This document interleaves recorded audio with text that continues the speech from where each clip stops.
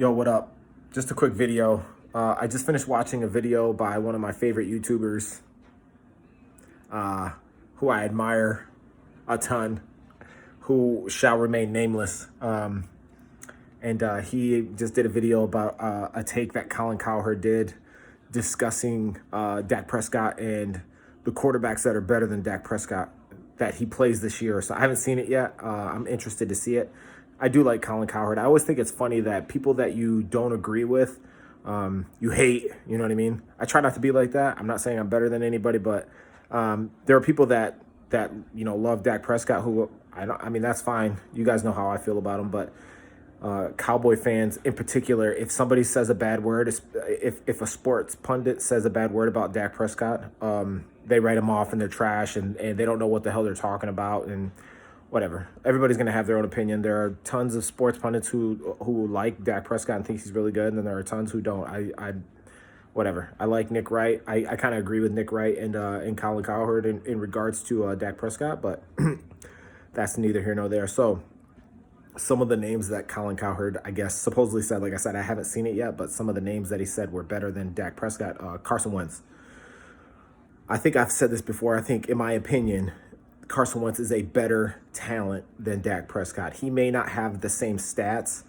He may not be as healthy as Dak Prescott, but I think all things being equal, if they're playing on the same exact team, so if and I hate to do this, but if Carson Wentz had Dak Prescott's team, Ezekiel Elliott, Amari Cooper, the receivers, I think that Dallas has a much better team this year anyways than Philly did.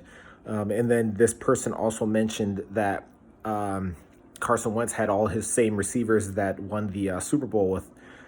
And that's not true, because when we played them the second game, which Carson Wentz beat Dak Prescott, Carson Wentz didn't have, Alshon Jeffrey didn't play, Deshaun Jackson didn't play. He didn't play in the Super Bowl because he wasn't on the team, but Deshaun Jackson didn't play. Nelson Aguilar wasn't in the game either. He was literally playing with scrubs, and he beat Dallas. I just think that he's a better talent. I think he's more talented. He has a much higher upside. His problem is just staying healthy. So if he can do that, then I think he'll be he's going to have a lot longer and a lot better career if he can stay healthy. Obviously, that's been a challenge so far. So with that, Jared Goff was also mentioned. I'm not a Jared Goff fan. I don't necessarily think Jared Goff is better than Dak, but I think that they're in the same conversation. Like, you wouldn't be, it wouldn't be disrespectful to mention Jared Goff's name alongside Dak Prescott. I think they're in the same category, and the same goes for Jimmy G. I don't think Jimmy G is great, but I think he's in the same category. I think they're all, and I've said this on Reddit a number of times, 9 to 14 is where, like, those guys rank. And I think, so personally, in my opinion, I think Kirk Cousins is a better talent than Dak Prescott is. And I know people will probably get upset, but I mean, everybody's always like, oh, the stats that Dak has. And my argument is he has a better team. He didn't have the coaching, but he's got a hell of a team. And I think having a team and having players that are capable, I think you could do more with that than Vice having a really good coach and a shitty team. If your team can't block for you, if your receivers can't catch balls, you're not, whatever, you're not going to do well. So those quarterbacks, yes, I think I would say that not between 9 and 14 is where Dak falls out, in my opinion. I think I don't know if he'll get into and then Daniel Jones. I don't think Daniel Jones is better yet. But I do think that Danny Dimes, maybe this year, and people keep laughing and talking shit about Jason Garrett and how bad Jason Garrett was. And I keep saying, I'm always like, don't talk shit yet, because the jury is still out. If the Giants somehow finish better than Dallas this year, or if they beat us twice this year, or if Daniel Jones has a better year than Dak Prescott, then what are you going to say? You can't, like, people keep talking shit. Oh, Jason Garrett was the problem. What if he wasn't the problem? What if they win in New York? Then what are you going to say? You know what I mean? Like, you better watch what you say, because it might come back to bite you in the ass. And just let the season happen first. Let's see what happens, because it's very possible that the Giants have a decent team, a well-coached team. And I think the potential is there. Daniel Jones definitely has a high ceiling.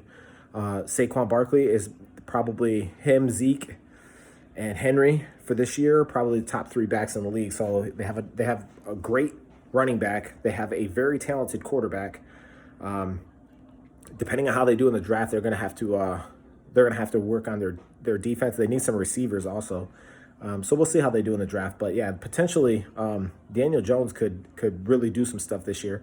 And then I'm curious to see what Philly does. If they get some receivers, I think Carson Wentz is going to have a really good year also. They just need to stay healthy. And you think about that, like his entire team was absolutely depleted last year, and they won the NFC East. Our team was relatively healthy. Not even relatively. Our team was 99% healthy. I can't even think of who missed significant amount of time on our team. Leighton Vander Esch. Besides Leighton Vander Esch, who else did we lose? Philly had no receivers. Their running back situation as a whole was terrible. I think Carson Wentz is better, but whatever, man. People are gonna have their opinion. One thing that bothers me, and I don't understand, why do people feel the need to continue to justify Dak Prescott as a quarterback? Like, why can't you accept the fact that he's above average? Like, leave it alone. He's an above average quarterback. He is not great. He is not elite. He is an above average quarterback, and that's okay. Jimmy G is an above average quarterback. He's not, and he just went to the fucking Super Bowl. You don't have to be. Matt Ryan is not he might be a step up career wise. Maybe not just last year, but I mean, if you're looking at numbers and you're looking at productivity, Matt Ryan might be a step up above. Get out of here, Trump. Might be a step up above average.